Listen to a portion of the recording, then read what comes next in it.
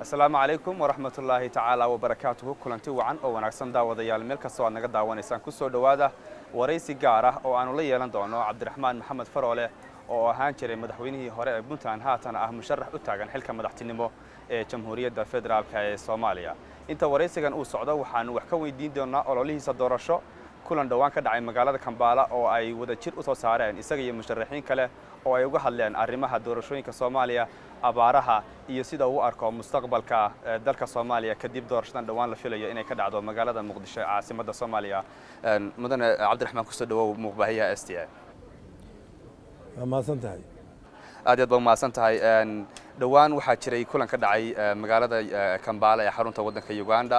oo adiga iyo musharaxiin kale aad ka soo saarteen markii dambe war murtiyeed aad uga hadlayseen oo diiradda aad ku saarayseen arrimaha doorashada khilaafaad ka jira maamul goboleedka Galmudug iyo sidoo kale abaaraha haddaad noo bayaamiso oo aad noo faahfaahiso waxyaalihii aad muhiimadda ku saarteen shirkiinaas بسم الله الرحمن الرحيم الحمد لله رب العالمين والصلاة والسلام على رسول الله صلى الله عليه وسلم دش المرتياتكو isaga isfasiraayo ninkii akhriyaaba waxaan waa ka dhargi karaa hase yeeshee haddii aan muuqaal aan wax badan kaga sheegin waa inii sheegi karaa waxa weeye dee intii ololaha doorashada Soomaaliya ay socotay murashaxiin badan baan xiriir lahayn aanu is aragnay qaarna aanu teleefankooda hadalnay qaar noogu yimid deegaanka anigu aan joogay oo Puntland Garowe markaa aan joogay iyo qaar aanu xiriir lahayn dibadda isku aragnay nimankan waxay ka mid ahaayeen raggii aan isugu horeynay oo aan wada kulannay Shariif Sheekh Axmed aan ugu horeysiiyo waxaan ku kulannay cali masaarkii madaxweyne Ismaaciil Cumar Geelle bishii May la soo dhaafay baan ku wada kulannay dabadeedna Nairobi meesha la yiraahdo Imaaraadka ku kulannay murashaxiin kale oo hadda aan weli maxamar aanan tegin aanan weli kulmin oo Garowe iyagu noogu yimina waa jiraan iyagana insha Allah taala markaan xamar tagaan kulmi doonaa warmurtiyeedkaas sida cidii akhris way ka garan karayso meelo badan buu taabanayay oo doorashada ku saabsan wuxuu ka hadlayay doorashadan Soomaaliya maanta fursadda ay leedahay ninkii dadka gacantooda ay ku jirto oo xildhibaanada labada aqal sida ay ku habboon maanta Soomaaliya loo badbaadin karo in madax lagu aamin karo loo doorto waxyaalaha aan uga digaynayna waa jireen waxaa kaloo saarayay focuska faragelin dawladda shisheeye qayb ay ka yihiin oo ay ku dhex jiraan wuxuu kaloo focuska saarayay in waqtiga xaadirka ah aan loo baahnayn polarization in qabaa'ilnimo aan loo kala fogaan oo aan loo kala tartamin annaga reer hebel taasoo aan weli ka soo horjeeday oo aan 4.5 ku diiri jiray waxaan yeelay waxaan ku barbaaray waqti Soomaalidu ay Soomaalinimo kaliya sheegato aan qabaa'il kala sheegan jirin waan ku barbaaray Muqdisho aan ku koray wax ku bartay caruurtada inta badan ku dhalatay hanti aan ku lahaa iyadoo magaalo yar ah aan imi muddo hadda aan la sheegi karin oo dadkii aan u sheego ay la yaabayaan oo 45 qof baa deganaa baa la oran jiray statistics waagaas marka arrimahaas oo dhan baanu focus ku saaraynay in dadku qabaa'il kala bixin anaguna hordhac baan u nahay isbahaysiga aanu halkaa ku soo wada saaray waa furan yahay albaabkiisu cidda ku soo biiraysa waa furan yahay waxaan looga jeedaa waxa weeye inaan dadku qabaa'il u kala tartamin oo saf ballaaran ay noqon polarization uusan imaan dawlad wadaaga oo Soomaaliya ka saadha dhibaatada hadda jirta oo hadda aanan ku soo wada koobi karin meeshan ay ula jeedadeeda guud ay ahayd iyo dadka inaan ku baraarujino abaaraha dhibaatada maanta dadka haysata oo loo baahan yahay in gacan la siiyo guud ahaan taas u koobaya wixii gaar iga weydiinaysidna waan kaga jawaabaya murtiyeedkiina waxyaalaha ku jira Cabdiraxmaan waxa ka mid ahaa arrin aad sheegteen inay tahay faragelin ay wadamo dibadda ku hayaan dalka Soomaaliya maxay yihiin wadamadaas aad sheegteen inay faragelinta ku hayaan Soomaaliya gudaheeda wallahi hadeer anigu wardhafoor buu ku yaalaa wax dadku wada og yahay way anigu guud ahaan baanu dadka Soomaaliyeed ku baraarujinaynaa Soomaaliya Soomaali baa leh masiirkeeda kaligeedu ka go'aa cid kale inay soo dhex gasho oo ama ay faraha gashato oo xildhibaan ka dhex samaysato ama ay cid u kambeyn garayso gaar ah ama heshiis la gasho ma la aqbali karo ma laakiin Soomaaliya Cabdiraxmaan waxay ahayd dalba bursan muddo dheer wixii ka dambeeyay 90kii muddadaasna siyaasiyan iyo military ahaanba Soomaaliya faragelin baa loogu hayay ma la isweydiin karaa sababta aad xilligan walaaca uga muujisaan in faragelinta Soomaaliya lagu hayo arrintu waa kala gaar wixii Soomaaliya wax ku taraaya ama amnigeeda ama mashaariicda ka burburay dib u dhiskeeda ama amniga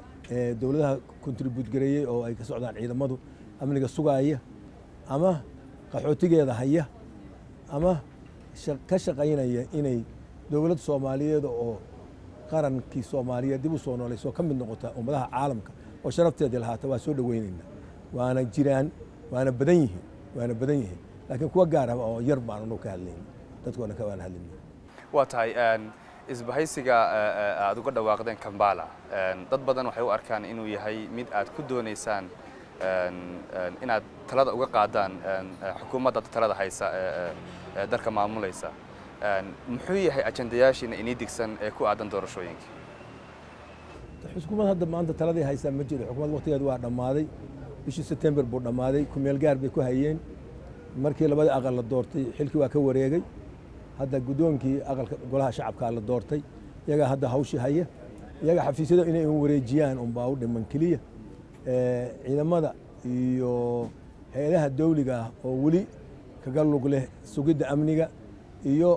hawlwadeennimada wali si ahayaan iyadana waa kaga hadalay murtiyeedkaas waxa la rabaa inay dhexdhexaad noqdaan oo ayaan dhinacna ayaan isu burin campaign manager ayaan noqon cid gooniya u campaign gareynaysa waa inay noqdaan biri wax kala imaan doona nin walba inuu sharaftiisa ilaashado iyo waxa maanta kaga aadan midnimadii Soomaaliya Israaciil iyo xilkaas maanta ninkii loo doortay inay biri la shaqeyn doona inuu ka fikiro way Cabdiraxmaan waxa aad loo xasuustaa markii aad ahayd madaxweynaha Puntland in uu jiray isqabqabsi badan oo idin dhaxeeyay idinka iyo mas'uuliyiinta markaa soo martay dawladda federaalka ee Soomaaliya oo uu ka mid ahaa Sheekh Shariif laftigiisa hadda Kampala isku aragteen dad badan waxay u fasirteen inaad adigu ama ay u arkaan inaad tahay nin ku kooban Puntland oo qadiyadda Puntland aad u aaminsan laakiin aan siyaasad weyn ka lahayn Soomaali inteeda kale eedeymaha noocaas maxaad uga jawaabaysaa anu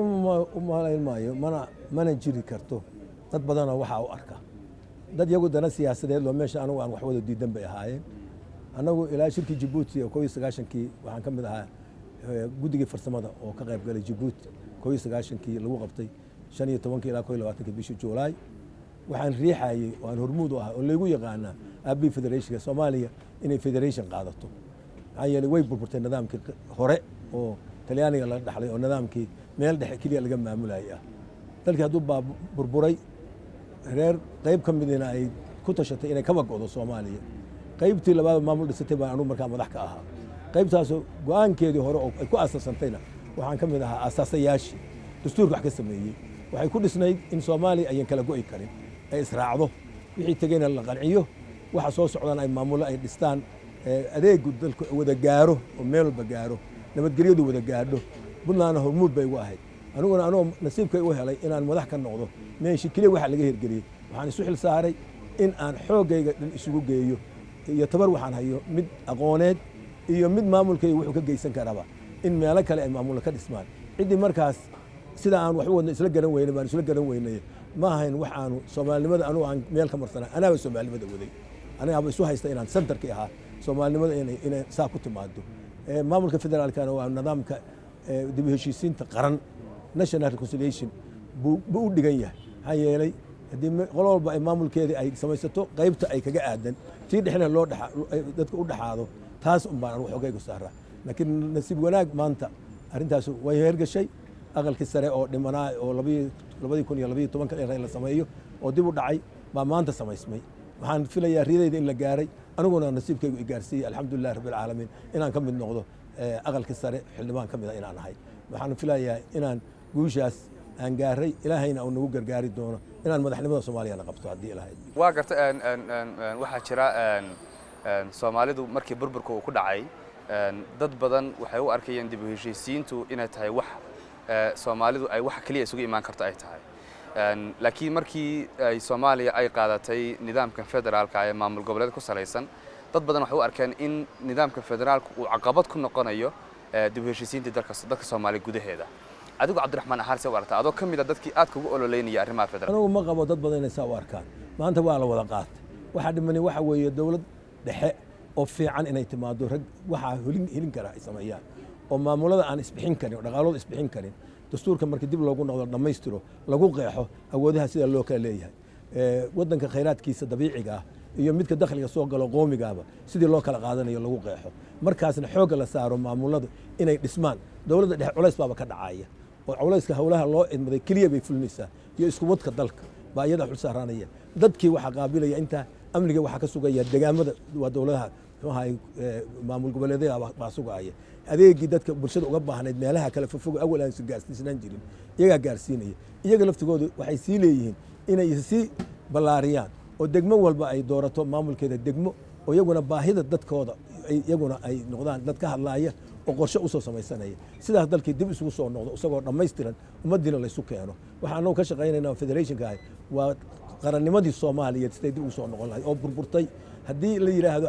niman baa hadba loo dooranaya iyagu meeshay doonaan la aadaya oon xafiisyadii tegi karin oo hay-adihii dawliga aan dhisi karin oo xamar uun ku kooban keliya ee maamulada la dhisay aan awoodda mudan yihiin aan siin karin de waxaan ku jiraynaa weligeen inaan gacan shishay gacanta inaan ku hayso innagana dadkeenu uu sii baabo inana haajirto oo maalinba tahriib aado inana abaara intay helaan meel looga gurmado iyo meel looga gargaaro la waayo aynuna ku daa'imno gacan hoorsi caam ah aan weligeen aynu caado ka dhigano inaan waxaa ka baxnaan raadinayna insha allah waata haddaan dib ugu soo laabanno arrimaha doorashooyinka waxaa eedayn badan loo jeediyey qaabkii lagu soo xulay xildhibaanada haatanna xilka madaxtinimada waxa u taagan musharaxiin badan oo adigu ka mid tahay musharaxiintaas waxaa jirta walaac ay qabaan oo ku aadan inaan doorashada madaxtinimo aan u dhicin si hufan oo daahfuran adiga cabdiraxmaan ahaan walaac intee leeg baad ka qabtaa arrintaas horta wax badan baan ka hadlay oo shirar jaraa'id qabtay mar kasta oo arrintaa ku saabsan maaragtay farta lagu fiiqo beesha caalamka oo qaybaha weliba gaar ahaan soomaaliya in wax ka hagaagaan aad u danaynayo oo iyagu aan gacan gelin aan shakhsi gaar ama dowlad gaar u danaynaya aan isleeyahay kuma jiraan United Nations ugu horeeyo ayaa aad uga hadlay annaguna bacnaan marashixiin ahayn waa ka hadlay markii waana saameynaysaa meelo badan oo waxaan loo baahnayn ka dhicin waa jira aad baa looga hadlay hadda ma wada koobi karayo xildhibaano dhiman baa jira kuwa dib loo ceshay waxaan ku baaqayaa oo keliya waxa weeye wixii dhimana in la soo celiyo wixii kale oo hadda maaragtay sharciyan la soo gudbiyey oo dhammaystiranna ay hawshooda qabsadaan oo ay samaysmaan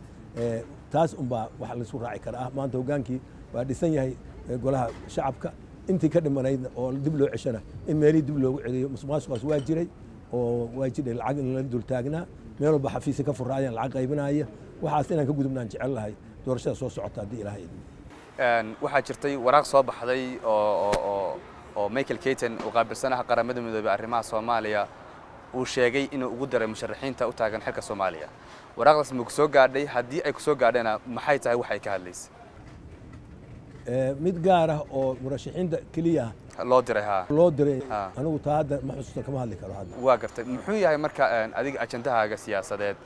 maxay tahay waxa aad kaga duwan tahay musharaxiinta kale adiga kula taagan ee xilkaas u tartamay wallahi horta qofna ma oran karo inuu qubniisa qoorta ugu jira qofna ma oran karo anaa dadka kale ka fiican laakiin anigu kulay waxaan ogahay baa jira anigu waxaan ku koray markii Soomaalinimadu Soomaali la oran jiray baan ku koray oo madaxayga iyo maskaxdayda aan ku barbaaray dadkii aan la korayna Soomaaliya oo dhan bay ahaayeen qabiilnaysu aan aqoon waxaan aad u xusuusnahay oo la yaabanahay ayaan aan tagay Yemen baa nin consultant ka ah safaaradda advisor ka ah oo aan boarding ku wada jiray waana weliga ishaybsan baa intuu ii yimid Cabdiraxmaan waageen waxaas ma jirin ma taqaana Soomaali qolaan ka ahay saanin wallahi inaan garanay haddana inaan u baahnay markaas isu kay sheeg markaasaan reer ahaan wuxuu yahay waan yaabay marka taasaaba midal inuu ku filan anagoo kuma aanan barbaarintaa waxaan u diidnay nidaamka qabaliga ah oo 4.5 taana wuxuu ahaa dadka Soomaaliyeed in abtirsiin loo kala yeelo oo wax qaybsigu isaa ku salaysnaato oo mar kasta hal delegation meesha loo diri lahaa lama nin loo diri lahaa ay noqoto afar qof iyo qof barsigii si loo diri karaa marka ay shan noqdaan saasay noqonaysaa marka waxaasuna dhaqaaleyna kuma jiro mujtamaca Soomaaliyeed oo dhalinyarada hadda u badan oo soo koraayeen uma aha tusaale waxaan rabnaa inaan taa ka baxno haddii ilaahay idmo wadayqa fiican u horseedno haddii la doortaan waa tahay arrinta qabyaaladda soo hadal qaaday iyo Soomaalida say arrintaas xasaasi uga tahay dhinaceeda nidaamkan federaalka la qaatana dad badan waxay sheegayaan oo ku eedeynayaan nidaamkaas inuu yahay nidaam ku salaysan beelo hadhowtana adkaan doonto in loo kala sameeyo xado iyo xuduudii loo kala sameeyo maamul goboleedyada adiga Cabdiraxmaan ahaan wadadeeba kugu muuqata inay tahay ta ugu haboon nidaamkaas ku salaysan xadeynta maamul goboleedyada loo sameyn karo horta sideeda qabaa'ilka Soomaaliyeed markii qabaa'il loo eego annagu meesha maanaan dejin nidaamka federaalkana ma dejina awal bay meesha deganaayeen qolo keligeed meel deganna ma jiro qoloba dad baa la degan xuduudiyada loo samayn doonana choice bay noqon doonaan xuduudiyo goboleed hadday jireen hadda kuwii hore ay ahaanayaan dowladii hore ay sameeyeen xuduud cusub la sameyn mayo haddii gobol qaybsamona degaanka tuulooyinka ka kooban yahay ayaa la weydiin doonaa tay jecel inay raacaan maalan haddaan kaaga soo qaado dastuurka puntland waxbaan ka sameeyey markii hore kii kumeelgaarkaan waxbaan ka sameeyey kan dambena hadda oday baanba u ahaa xuduudiyiis waa furan yihin ciddii kusoo biiri kara waa furanta marka nidaam qabaliga inuu yahay anugu uma malaynayo waxa weeye nidaam degaan weeye nidaam degaan weeye degaanka ilahay baa dadka meesha dejiyey waa tahay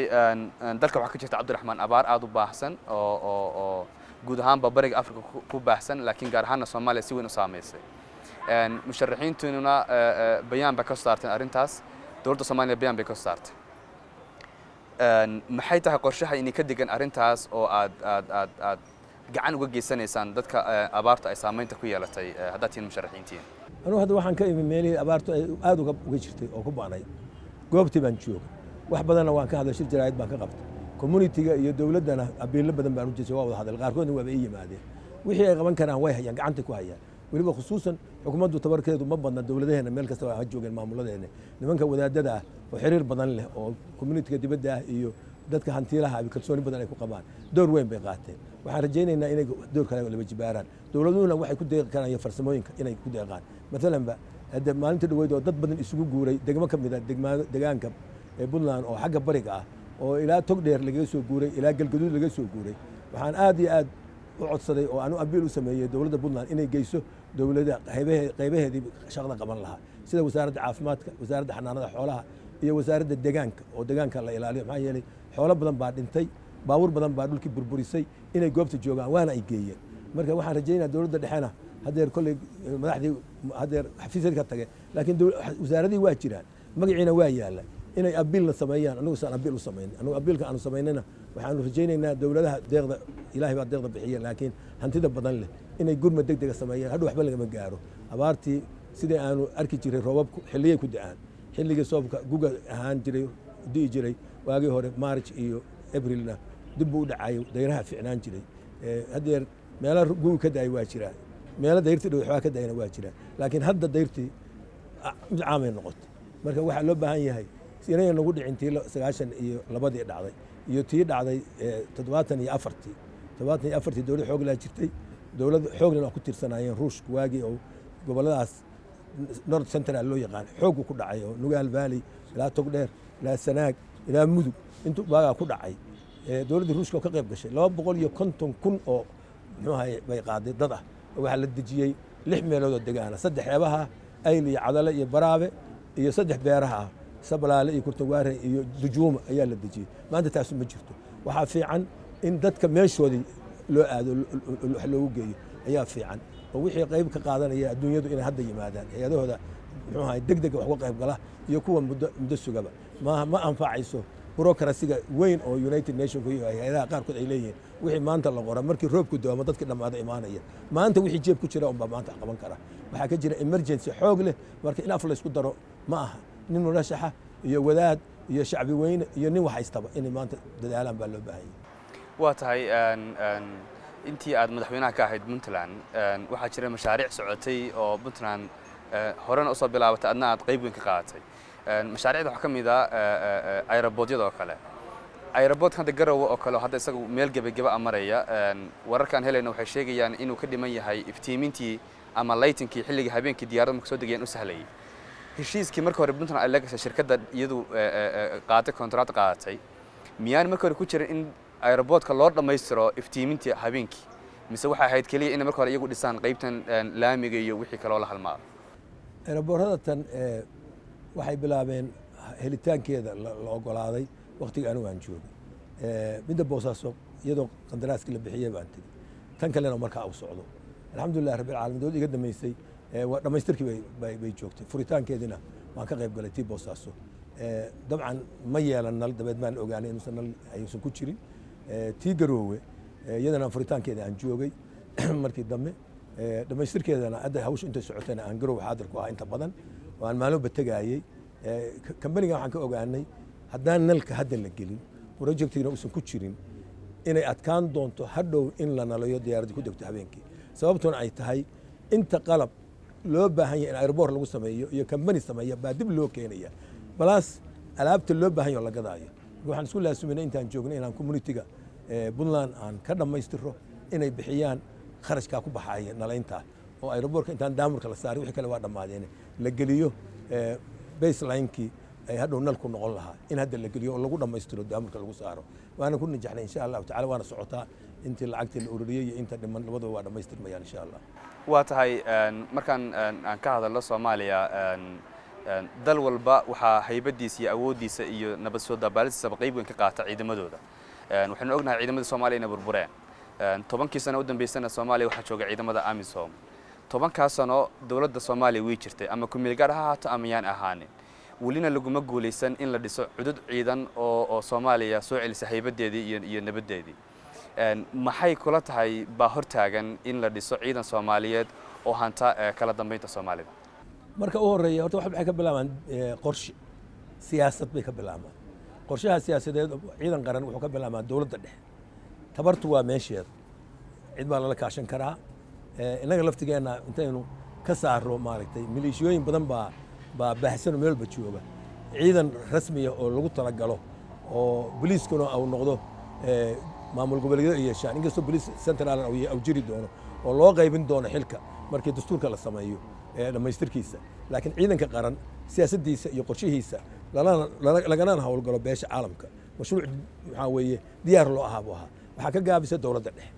ilaa hadeer lama ay sameyn 4 sano hadda meesha joogtay lama sameyn waan lagu baraarugsanaa intaan xafiiska joogay diyaar buu ahaa marka anaga hadina la doorto insha Allah tacaala priority ugu horeeyo noqonay maxaa yeelay security-ga ayaa wax laga bilaaba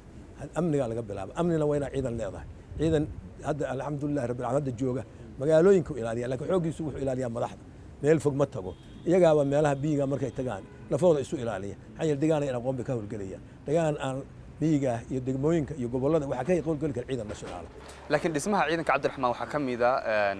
in ciidanka la isku dhafo oo ciidanku ay meelo kala duwan iyo deegaano kala duwan ay ka yimaadaan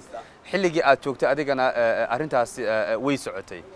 xagee ku dambeysay maxaa se hortaagan iyada arintaas saan ku sheegay qorshihii baan la sii wadin qorshihii waa jiray anaga midalan ba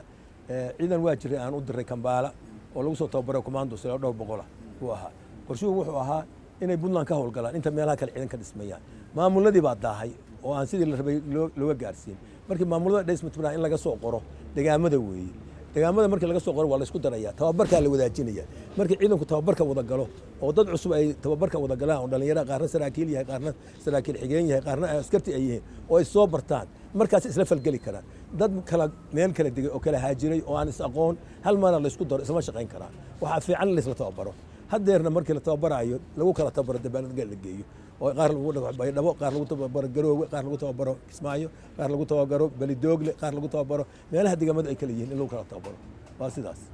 waa tahay hadda dhawaan waxa la geliyaa doorashadii Soomaaliya tii madaxtinimada oo adigu laftaada musharaxa tahay sidee u aragtaa mustaqbalka doorashadaas iyo waxa ka soo bixi doona mustaqbalka doorashadu maanta ilaahay bay horta qaab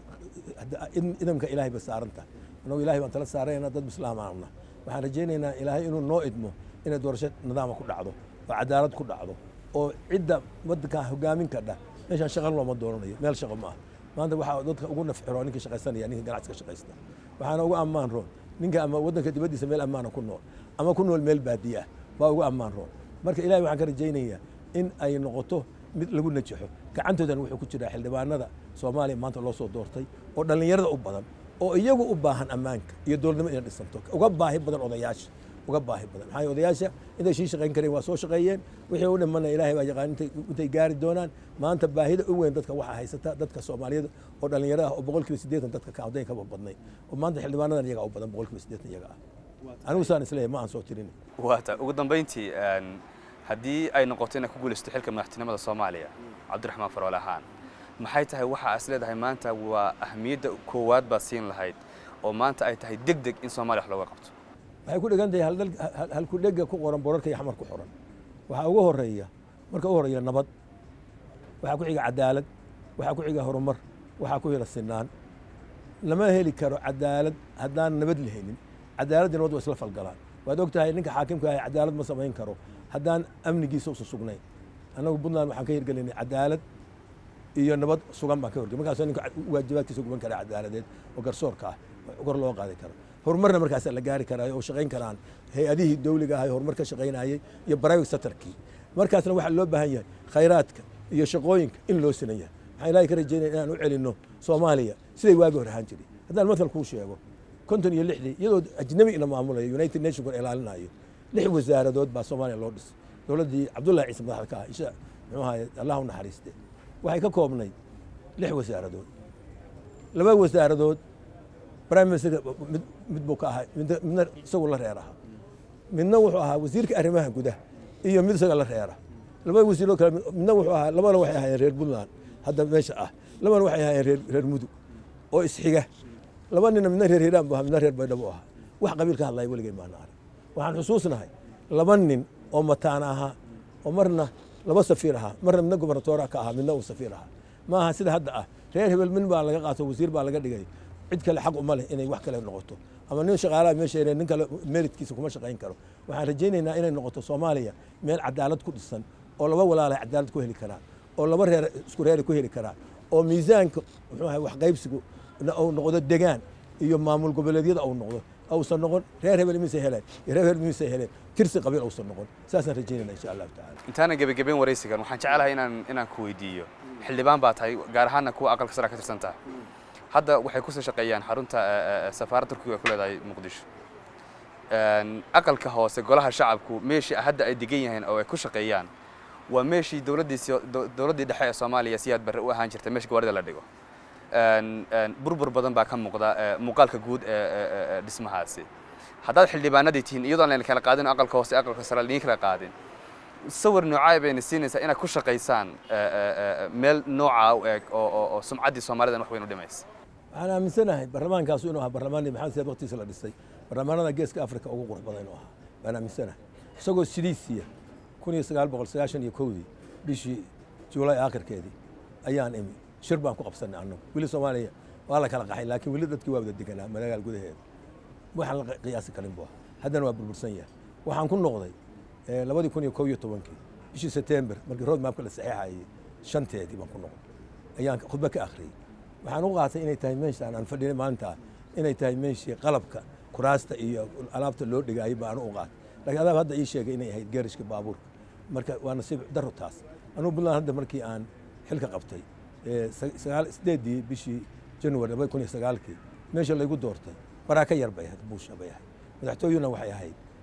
xafiiska gobernatoora wuxuu ka koobsanaa xafiiska halkii xafiiska gobernatoor u ahaa qolkaan seexan jirayna wuxuu ahaa iyo qol kale xafiiska gobernatoora sameyn jiray maanta markaan xilka wareejinayay waxaan wareejiyay baarlamaan oo aan doorashada lagu qabtay 1000 qof qaada ayaa lagu qabtay shirkii dastuurka Puntland lagu ansixiyana oo ahaa madaxtooyadana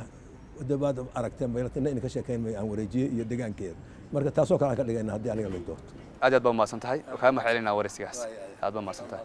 waa tahay daawadayaal intaasi waxaan ku soo gabagabeynaynaa waraysigii gaarka ahaa ee aanu la yeelanay Cabdiraxmaan Maxamed Faroole oo hore u soo ahaa madaxweynaha Puntland haatan ah musharax u taagan xilka madaxtinimo ee Jamhuuriyadda Federaalka ee Soomaaliya waraysigan waxaan idin la socodsiinaya anigoo Maxamed Yamani intaana mar labaad dib u kulmi doonana guud ahaanba waxaan idinkaga tegaynaa sidaas iyo nabadgelyo